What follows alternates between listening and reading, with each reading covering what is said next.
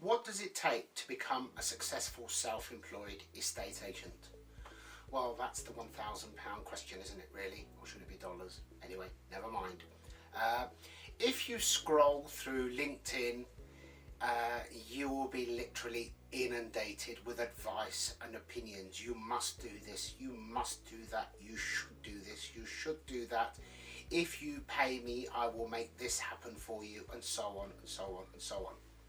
So rather than just sit here and just dish out instructions, I'll first focus on a few questions that I feel that perhaps it would be beneficial for you to ask yourselves. Firstly, most importantly, in this day and age, you need to really take time and assess your social media reach. How many connections do you have? How many people can you reach out to over the next few days, and how quickly and how efficiently can you do so? If you're starting from scratch and you have next to no connections, professional connections, and you just have a few friends on Facebook and that's about it, then it will take quite a long time to build up your connections before you see any credible response or any realistic response from people as you post, because not enough people will be seeing your posts. So first and foremost, that's the avenue that you need to look at, is your social media exposure and what you're going to do about that. You then need to ask yourself, how long can you sustain yourself for? Fine, over the last few months we have had a bit of a buyer's boom thanks to the stamp duty holiday and so on. These things do not continue forever, but there is a flip side to everything, especially in the estate agency industry. When properties are selling like mad in the estate agency industry, then what invariably happens is the supply of stock dwindles, making it harder and harder to win listings. Now, the established companies may be doing so because they are established, and obviously they have already had the stock to sell, to obviously win the referrals, to get even more listings come in from those referrals. You won't have that. You won't have anything. If you start off and you do join a major brand, you do have their exposure, their brand behind you, the support, various other things. But do not be fooled. If you are self-employed, you are on your own. You may get the token gestures, the motivational speeches and the posts, but they don't mean anything to you. They will not give you a single penny. You have to create the business by yourself. You will not be given anything, no matter where you go.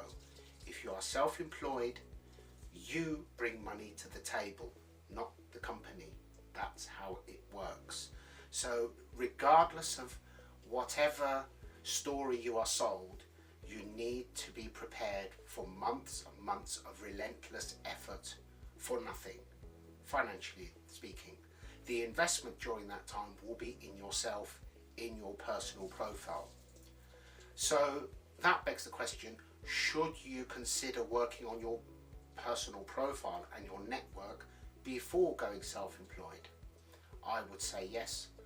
I would say work immediately on your social network, on LinkedIn and on Facebook and Instagram and Twitter, and build that up as much as you can, because the more you do that now while you are possibly doing something different, the less time you will be spending when you do go self-employed building up that network while you're not earning anything. So firstly, I think that you need to take a look at your network. You need to take a look at your finances and think to yourself, how long could I go without seeing a penny? 3 months, 6 months, 9 months, or a year? And a year may seem extreme, but it's actually not quite as extreme as you may think. Prior to this current buyer's boom, because of what was going on with Brexit and the indecisiveness and so on, the market was quite slow, and it would not be unreasonable to expect to wait between 6 and 9 months, if not more, before you actually see an income. During that time, you need to sustain yourself, your family, your home, your car, your fuel, transport, etc., etc., etc., and plus all your incidentals, which can add up. Then you need to look at the type of company you're going to join. They all have the benefits, they all have their drawbacks. Do you go for a national company? They can offer you a lot in support, a lot in promotion, a lot of flannel, but as I said, they will not give you business. They will literally provide you with all of the surrounding factors, which can help, because when you do go self-employed, it can be a lonely world out there, because it's just you and yourself only out there, whether you're knocking on doors, posting on social media, dropping letters, postcards, mail shots, whatever it may be, you're on your own. Now, with the larger companies, because they have so many more people, sometimes there are restrictions on where you can take listings on. That can be quite painful when you've worked very hard to generate listings and you actually have somebody approach you directly asking you to market their property, and it's 100 yards further down the road from another one that you've sold or a colleague has sold or whatever the case may be, and it falls into a different postcode and you have to give it away. You need to bear that in mind. Are you comfortable with that or not? Are you comfortable with paying a large monthly contribution to be a member of a larger network? That's another factor. There's arguments on both sides. The companies would argue that you receive more value for that fee. That's a decision that you need to make. Do you prefer to be with a company that's a growing company that will actually give you much more leeway in where you can operate and how you can operate? Will that company that you're thinking of joining restrict you or pressure you with regards to the fees? Are the fees too low? Do you feel that you're worth more? Are the fees too high and you're uncomfortable to ask for them? You need to take all of these things into account and sit down and actually work out the pros and cons for every company, because there are advantages and disadvantages, and work out what is best for you. I know that I've seen people who've joined us and 3 months later I've seen about a total of 15 posts from them. I try to make time to call them for a weekly chat or Zoom meeting so that I can discuss videos, training videos that they watch to continue their learning, their training, etc., etc. And sometimes some people don't make time for it, or it's time for your call and they message and they just say, I'm busy, can you call me in an hour? Well, I can't make it in an hour. I've scheduled the time to speak to you now. And 3 months later, they feel that they've not had any support or they've not got anywhere. But I am watching, and I'm watching their social media, and I don't see many posts. I don't see them actually really doing anything. And if they don't do anything, then nothing will happen. So what I say to people joining us is there'll be no pressure from us at all. I'll be monitoring what you're doing, but I won't be on the phone telling you to get out there and knock on doors or start posting. I'll just be watching. However, you will be perfectly free to spend the next 3 months doing nothing. But in 3 months' time, nothing will happen, and that will be down to you personally.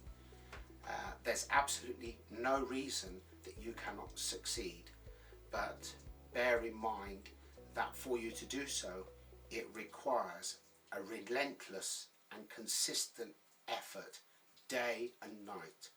When you first start, you do not have any properties to sell. You need to spend 100% of your time networking, marketing yourself and prospecting.